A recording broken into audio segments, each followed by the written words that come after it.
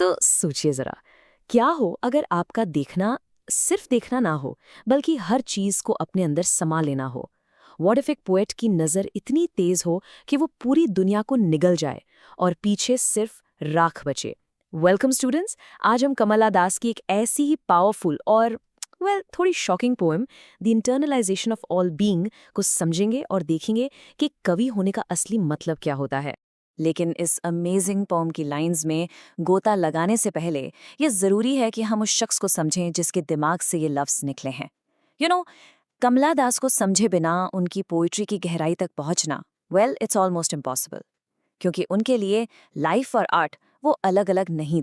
तो कमला दास Indian English poetry की सबसे इम्पॉर्टेंट आवाज़ों में से एक थीं, और वो मशहूर थीं अपने कन्फेशनल स्टाइल के लिए। कन्फेशनल स्टाइल का मतलब सीधा सा है अपने पर्सनल एक्सपीरियंसेस, अपनी फीलिंग्स, अपने डर, अपनी ख्वाहिशों को बिना किसी फिल्टर के एकदम ऑनेस्टली लिख देना। अब आप सोचिए, उस टाइम के कंजर्वेटिव इंडियन सोसाइटी में ऐसा करना सिर्फ हिम्मत की बात नहीं थी, इट वॉज अ रेवोल्यूशन। और देखिए, पोएम शुरू हुई होती है एक अजीब सी हंगर से, एक भूख।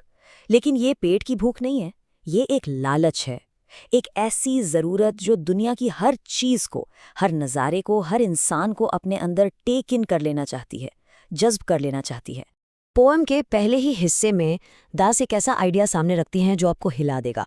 वो कहती हैं कि उनका देखना, उनकी नज़र कोई सिंपल इनोसेंट एक्ट नहीं है। नहीं, ये एक डिस्ट्रक्टिव फोर्स है, एक आग की तरह, और जो कुछ भी उनकी नज़र के सामने आता है वो इस आग में जल जाता है।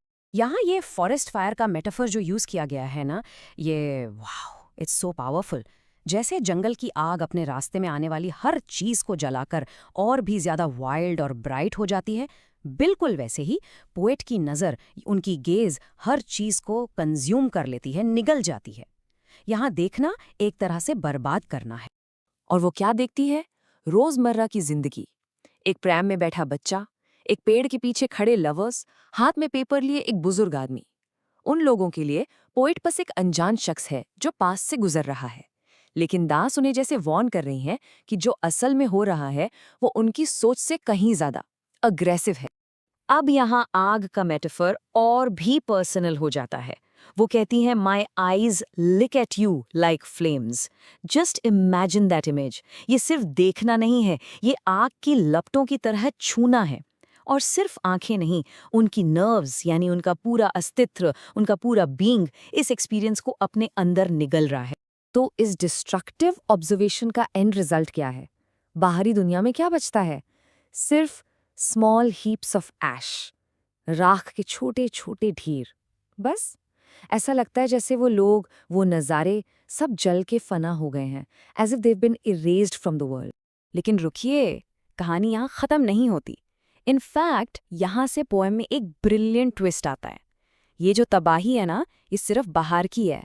असली कहानी, क्रिएशन की कहानी तो अब शुरू होगी। तो इस कॉन्ट्रास्ट को देखिए, बाहर की दुनिया में राख, लेकिन पोएट के अंदर वो कहती है इनमें वो सारे साइट्स, स्मेल्स और साउंड्स थ्राइव करने लगते हैं, यानी जिंदा हो जाते हैं और बढ़ने लगते हैं। तो जो चीज़ बाहर ख़त्म हुई, उसने अंदर एक नई जिंदगी शुरू कर दी। Isn't that amazing? अब हम आते हैं तीसरे स्टैंजा पर, और यहाँ आपको समझ आएगा कि इस इंटरनलाइजेशन का स्केल, इसका पैमाना कितना बड़ा है। पोएट अब सिर्फ एक इंसान नहीं, वो एक वेसल बन गई है, एक ऐसा कंटेनर जिसमें उनके कंज्यूम किए हुए अनुभवों का पूरा यूनिवर्स, एक पूरा ब्रह्मांड समा गया है। याद है वो बच्चा, वो लवर्स, वो बुजुर्ग आदमी जिनको उन्होंने कंज्यूम कर लिया था? वो मरे नहीं हैं, अब वो उनके अंदर जीते हैं, सांस लेते हैं। यहाँ तक कि शहर की नॉन लिविंग चीज़ें जैसे ग्लिमरिंग स्ट्रीट लैम्प्स और कैबरे गर्ल्स का नाच, सब कुछ अब उनकी कॉन्शियसनेस का, उनकी चेतना का हिस्सा है। और ये जो उनके अंदर की दुनिया है ना, उसमें सिर्फ अच्छी अच्छी खुशनुमा चीज़ें नहीं हैं। नहीं, उसमें ह्यूमन एक्सपीरियंस का पूरा स्पेक्ट्रम है। शादी के ढोल की खुशी भी है, तो किनारों के गीतों का दुख भी है, जख्मियों का दर्द है, और एक मरती हुई माँ की आंखों में उम्मीद की झलक भी है। सब कुछ अब उनका हिस्सा बन चुका है। तो द बिग क्वेश्चन इज, इस सब का मतलब क्या है? इस पूरी दुनिया को अपने अंदर समा लेने का, इस आग में जलाकर अपने अंदर जिंदा करने का आखिर मकसद क्या है? इस पोएम के हिसाब से एक पोएट होना सिर्फ एक साइलेंट ऑब्जर्वर होना नहीं है। एक कवि एक वेसल की तरह होता है जो इंसानी अनुभव के हर रंग को, चाहे वो खुशी हो या गम, अपने अंदर जिंदा रखता है, उसे प्रिजर्व करता है। पोएट्स सिर्फ दर्द को देखते नहीं हैं, वो उसे एब्जॉर्ब करते हैं और उसे अपनी कला में अमर बना देते हैं। शायद यही सबसे बड़ी एम्पैथी। और इसी ख्याल के साथ मैं आपके लिए एक सवाल छोड़कर जा रहा हूँ। इस पर सोचिएगा ज़रूर।